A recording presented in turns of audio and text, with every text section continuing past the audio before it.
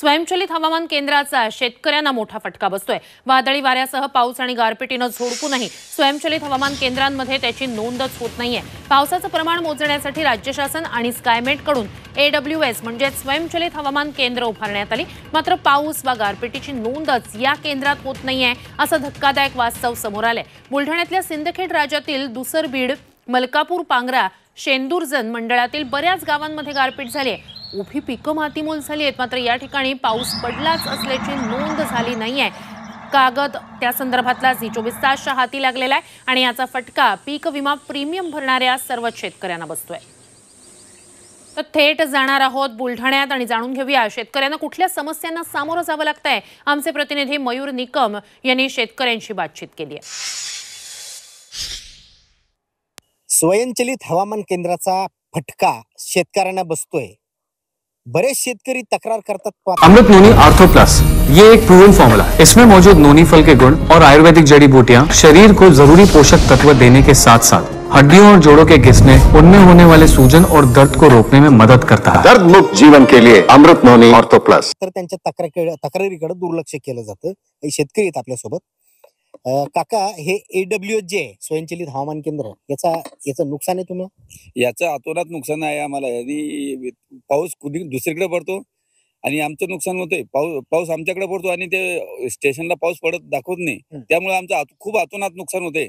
नुकसान जे होतं पावसाचं प्रमाण वेगळ्या भागात होतं आणि नुकसान करताना त्याचा जो क्रायटेरिया तो वेगळ्या पद्धतीने धरला जातो, त्यामुळे ऍक्च्युअल ज्या शेतकऱ्याचं खरोखर नुकसान होतं या AWSच्या चुकीच्या पद्धतीमुळे त्याचा शेतकऱ्यांना कोणत्याही प्रकारचा फायदा होत नाही। पहिले शेतमालाला भाव नाही आणि त्यामध्ये पुन्हा हे जे हवामान केंद्र आहे व्यवस्थितपणे रेंज दाखवत नाही किंवा नुकसान कुठे होतं आणि दाखवतं कुठं, त्यामुळे मध्ये म्हणजे शेतकऱ्यांचं खूप हे आहे नुकसान। बरोबर आहे ना, खरं आहे। तुम्ही तरुण शेतकरी आहात, काय सांगाल? शेतकरी आधुनिक होण्याची शेतकऱ्यांना वारंवार आधुनिक होण्याची यंत्रणा म्हणजे शेतकरी आधुनिक व्हायला पाहिजे आणि कृषी विभाग आधुनिक होण्याची अजून गरज आहे, पण ती आधुनिक होत नाही। कृषी विभाग केव्हा आधुनिक होणार आहे? 2,99,000 शेतकऱ्यांनी विमा इंटिमेट केला, त्यापैकी वजा करू आपण 2,08,323 शेतकरी, म्हणजे यापैकी राहतात फक्त 92,000 ते 94,000 शेतकऱ्यांचा विमा फक्त क्लेम झालेला आहे, म्हणजे अजून तो मिळालेला नाही। 2 लाख शेतकरी रिजेक्ट होतात। रिजेक्ट होण्याचं कारण तुम्हाला नवल वाटेल। या ठिकाणी हा गव्हर्नमेंटचाच कागद आहे बघा, शासकीय कागद आहे। इन्सिडेंट नॉट हॅपन म्हणजे असं काही घडलंच नाही, अशी 53,000 शेतकरी आहे। आणि ज्या शेतकऱ्यांनी 72 तासानंतर इंटिमेशन केलं, लेट इंटिमेशनचे दाखवत आहेत, हा 25,000चा आकडा आहे। म्हणजे इथंच हे 75,000 शेतकरी इथं रिजेक्ट होत आहेत, बाकीचे कारण तर वेगळेच आहे।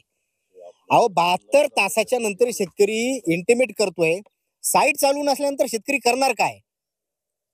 आणि ऑटोमॅटिक वेदर स्टेशनचा असं जर फटका बसणार असेल तर पीक विमा भरून फायदा काय, असा प्रश्न शेतकरी विचारतोय। व्हिडिओ जर्नलिस्ट श्रीकांत, मी मयूर निकम, झी मीडिया, बुलढाणा।